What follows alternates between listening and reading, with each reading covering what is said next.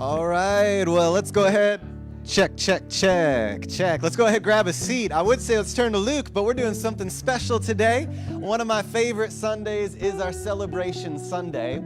I'm reminded in Romans chapter 1 that Paul writes this. He says that he longs to come to the church in Rome so that they might be mutually encouraged. And as I think about us getting together on a weekend, I think it's an opportunity for us to be mutually encouraged by one another.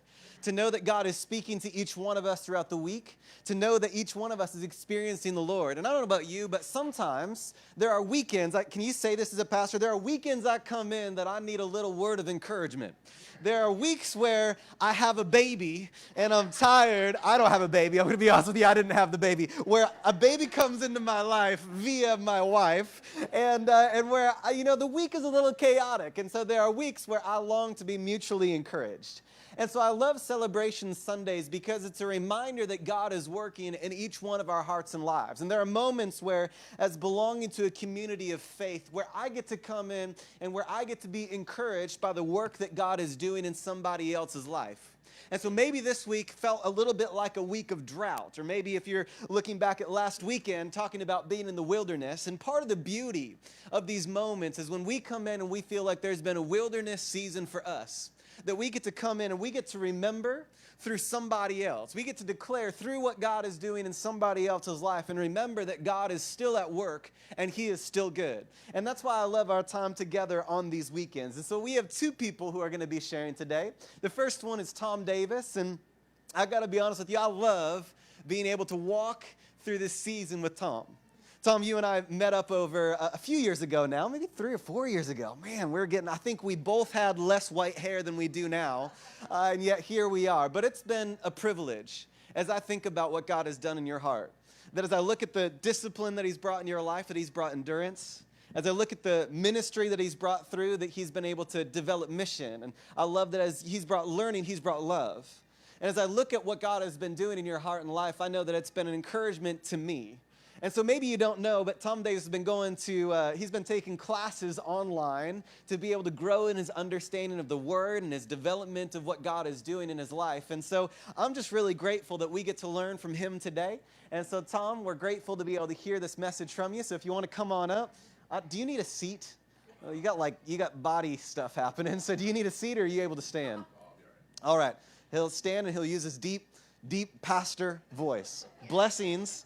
Thank you for bringing a message and a lot of books. So we're looking forward to it. That's my outline. So.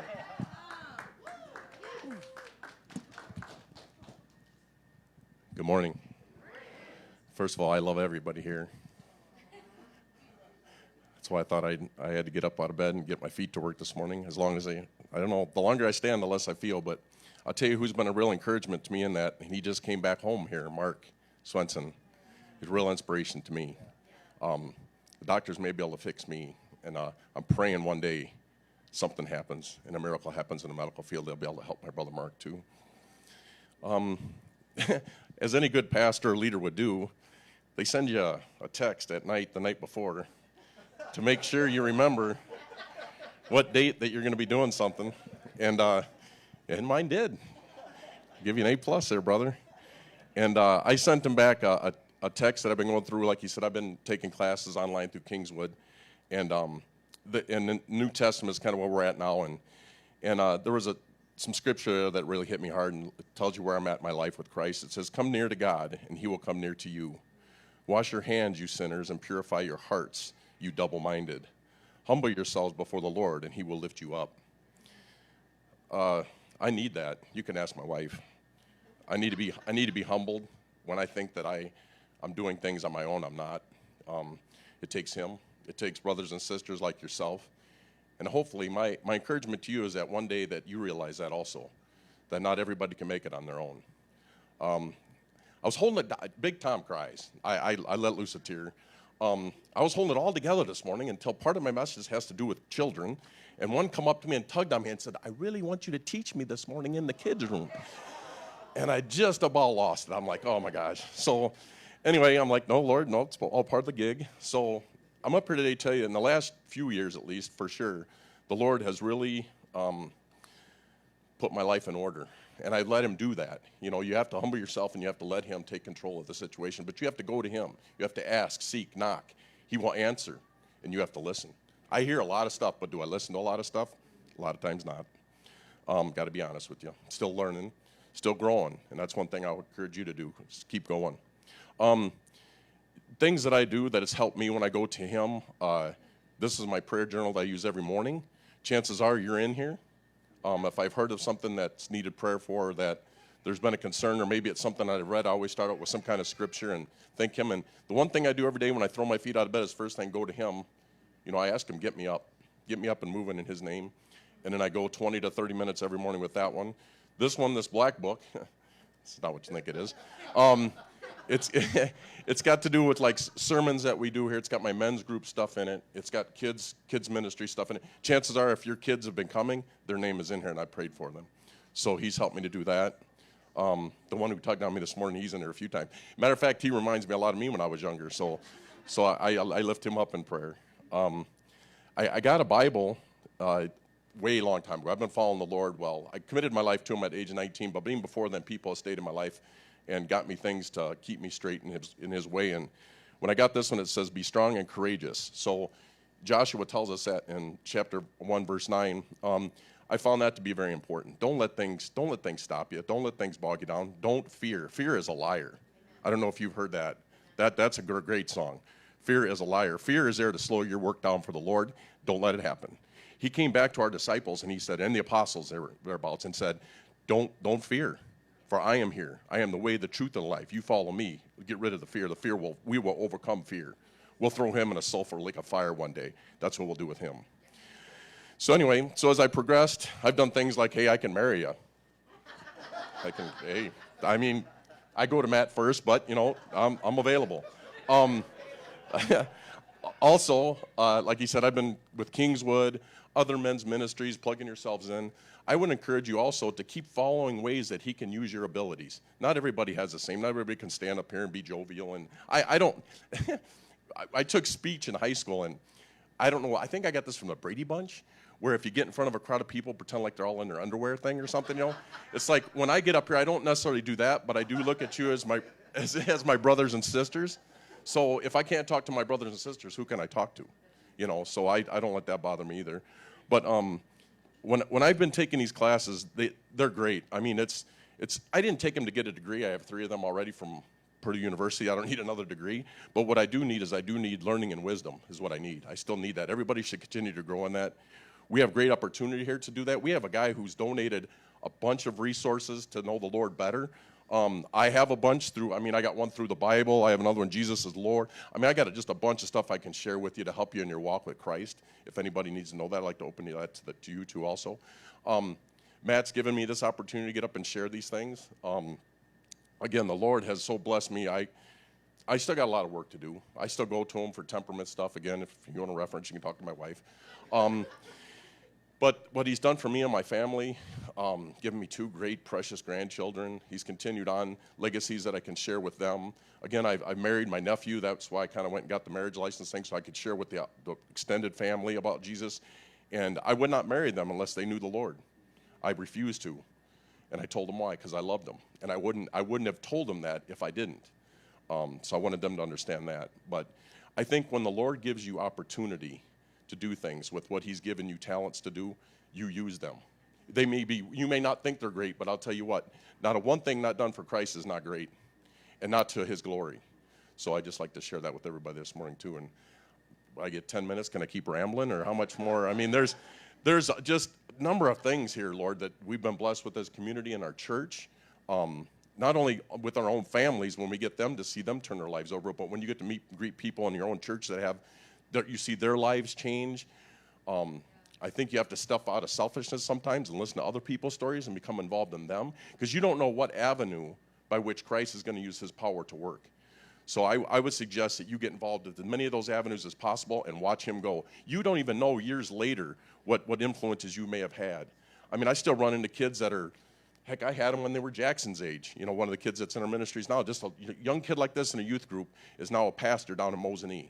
You know, or in I know one that's in Rapids. I know one that's down by Madison that was in our youth group that I had and had the the blessing from God to have influence in that kid's life.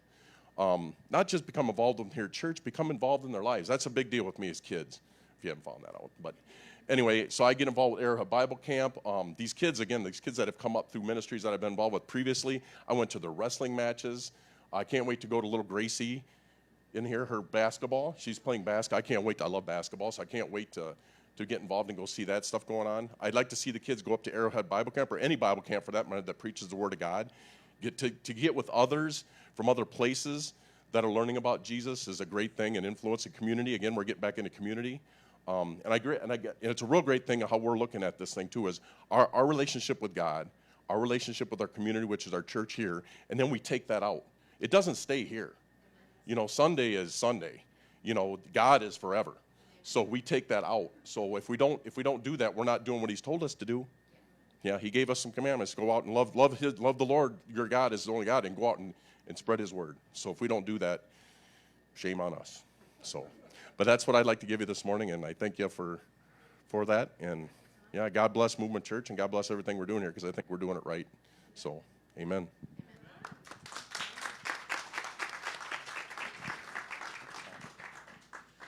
Thank you, Tom. And today we have Becky as well. And Becky, oh man, one of the things that I love about church is that God is building His church. And I think sometimes we think that like there's got to be some grand strategy that we're doing to bring this thing about. But I love that all the while God is bringing about the right thing, His thing, by His purposes. And so God brought Scott and Becky during a Sunday that was kind of a bit of a catastrophe, honestly. Like I had COVID contact, and so I wasn't able to be here. Our sound system absolutely melted down, and then they tried to play a message on screen from a tiny little stereo, and it's just the goodness of God that brought y'all back.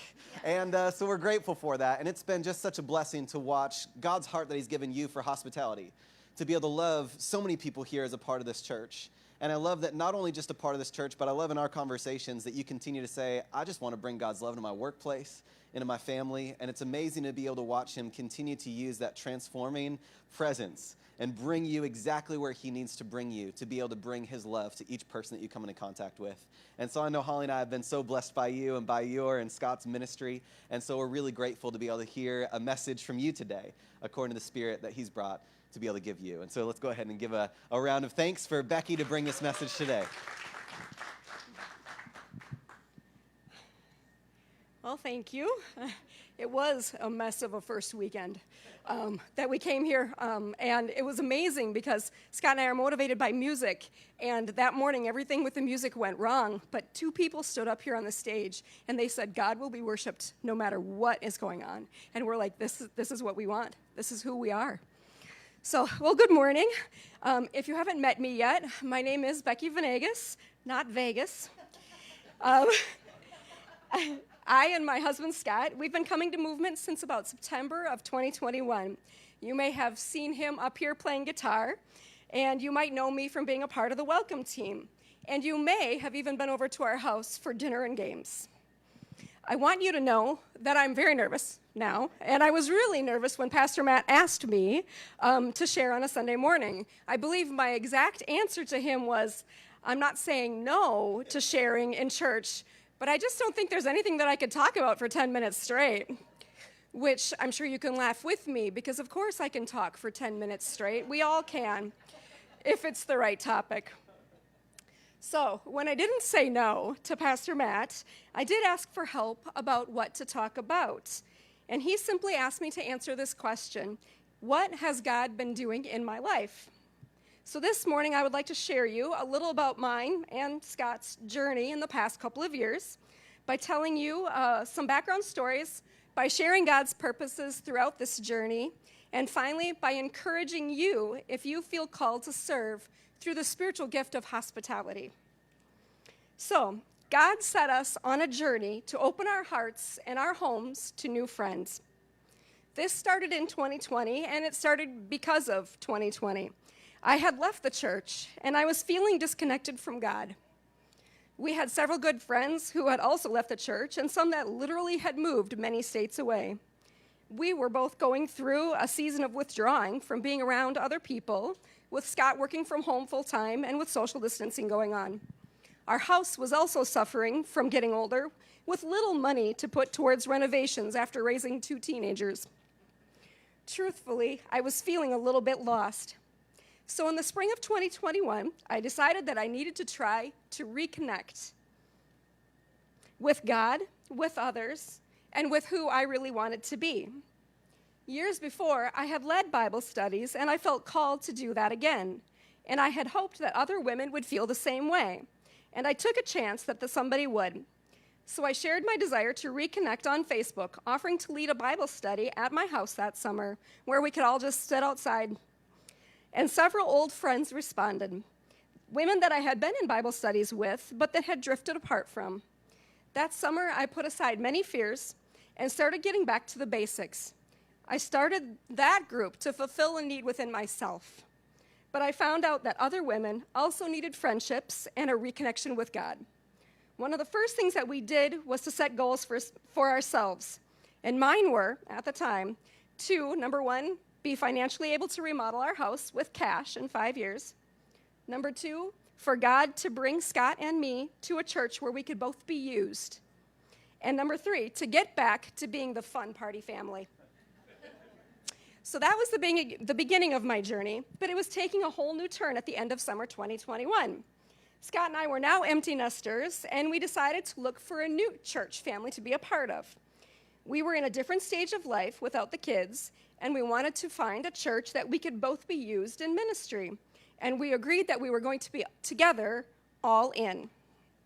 And then something unexpected happened in August, and this is where Scott needs his dart gun. He told me if I started to cry, he could shoot a dart gun at me, because I probably will cry. So something unexpected and sad happened in August. One of my best friends from college died very unexpectedly at the age of 47. Now, Jenny and I were not very close anymore. We had left college, we had gotten married, moved away, had kids, all the usual things. But her passing hit me hard.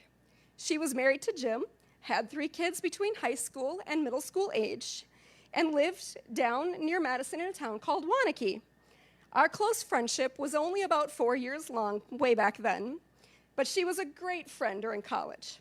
She came from a good family, very wonderful people, but not Christian people. And although I had grown up in a church family and considered myself to be Christian, going to church wasn't on my list of priorities at that time in my life. I can't say that I even ever shared about Jesus with Jenny. As college went on, she met Jim and later got married in a Catholic church because that's how he was raised. When they moved to Waunakee later, when they had kids and they had a dog, and they were out in the front of their house in their new neighborhood, they met 2 fun people. Now, they had a lot in common with this couple, between the kids, the dogs, the PTA, both new to this area, and the couple invited Jenny and Jim over to their house. And they became friends. They shared with Jenny and Jim that they were there to start a new church in the area. And would Jenny and Jim like to come and be a part of it? And so they did.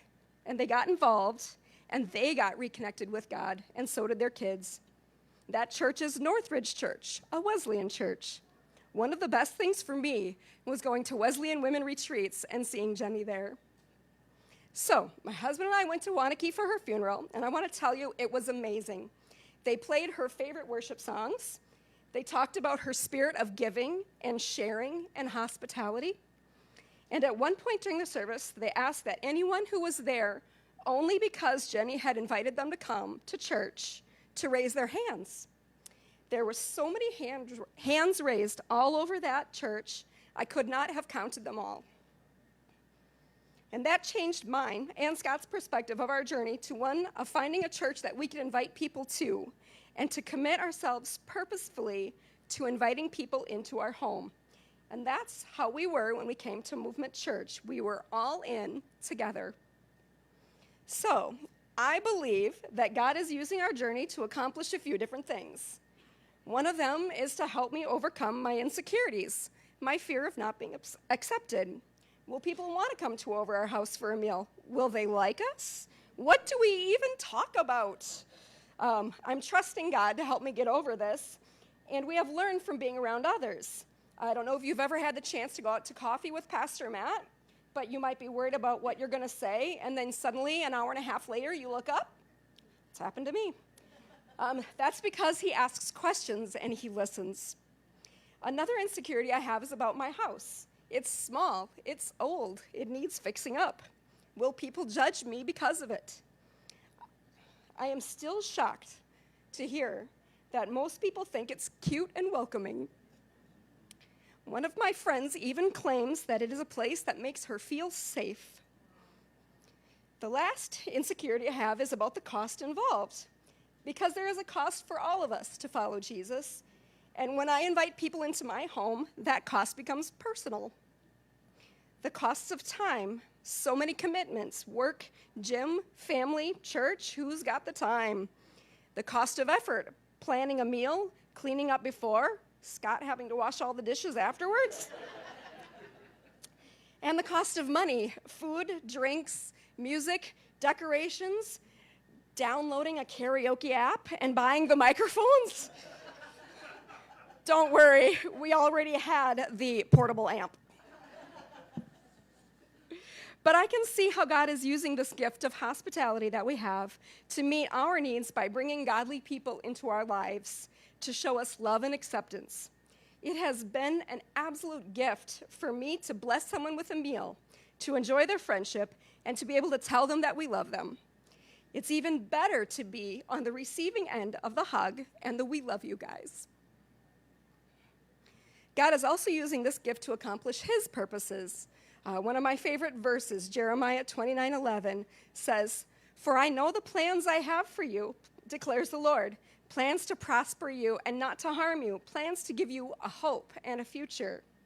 And for me, hosting friends for dinner and games is such a blessing of fun things to come. I look forward to these times, and I love planning out the menu and the activities. Another's purpose is God's wish to give us good gifts, gifts of good food, good drinks, and good friends. And also, God uses our hospitality to show love, his love to others. I have found several references showing hospitality in the Bible, and interestingly to me, they always include the word love. So in Romans 12, verses 9 through 13, Paul writes, "Love must be sincere. Hate what is evil, cling to what is good. Be devoted to one another in brotherly love. Honor one another above yourselves. Never be lacking in zeal, but keep your spiritual fervor serving the Lord. Be joyful in hope, patient in affliction, and faithful in prayer. Share with God's people who are in need. Practice hospitality." 1 Peter 4, verses 8 through 10, Peter writes, "Above all, love each other deeply, because love covers over a multitude of sins. Offer hospitality to one another without grumbling. Each one should use whatever gift she or he has received to serve others, faithfully administering God's grace in its various forms." In Hebrews 13, 1 through 2, we read, "Keep on loving each other as brothers and sisters. Do not forget to entertain strangers, for by doing so, some people have entertained angels without knowing it." So, what is the gift of hospitality? Well, according to Google, when we open our homes, give of our time and resources away joyfully to make others feel welcome, that's when we're using the gift of hospitality. It's living thoughtfully and generously towards others to ensure they feel welcome, included, and loved. So, how are Scott and I showing hospitality? In our own way. What started out for me as inviting women to join me in our yard for a Bible study and serving fruity water out of a pitcher has turned into us inviting into our home people for food, drinks, board games, and usually a creatively crafted, themed appropriate music playlist. It is true. We've enjoyed taco dinners, fondue parties, barbarian dinners, wingspan game nights, s'mores around the fire, and karaoke nights. You might have this gift too. Do you enjoy meeting people for coffee, inviting people into your house to watch the game or to have a cookout? Do you take the time to introduce yourself to the new person at work on their first day? Do you take the time to get to know someone a little bit better at church? God might be prompting you to serve others with your gift. So, in closing, I would like to share with you what Scott said to me about hospitality. Since I use his name an awful lot, I thought I should ask him. And I think he sums it up very well for me. He said that using the gift of hospitality takes a conscious effort. You have to work at it. Remember all of my insecurities? They're still there, even though God has been working this in my life for the past couple of years. You may have the gift of the Spirit, but if you don't practice it, if you don't work at it and practice at it, you will never use it to the full extent. I hope that by my sharing, it has encouraged you today to reach out and to serve Jesus like Jesus did by serving and loving others. I have learned that we all long for connection with others and with God, and sometimes we need tacos with friends.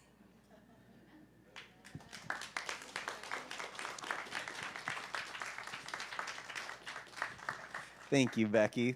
Well, what a blessing to be able to hear how God is moving in other people's lives. What we would love to do is we always kind of take a little bit of time to hear how God is moving in your life. And so I know that sometimes we think that church is facing forward and listening to somebody else. But church, what if it was actually us looking each other in the eyeballs and talking about what God has been doing in our hearts and lives? And so we're going to spend the last 10 minutes getting in groups of 5 and 6. What I would love for us to do is to be able to talk about two things. One, where have you seen God work in your life so far this year? Is there maybe even something that you've overlooked that as you look back on this year that you're able to pause for a moment and recognize that God actually did something that maybe you forgot to celebrate? And two, what is something that we can be praying for as you have journeyed through 2 months already in 2023? What's something that we can be praying for in your life?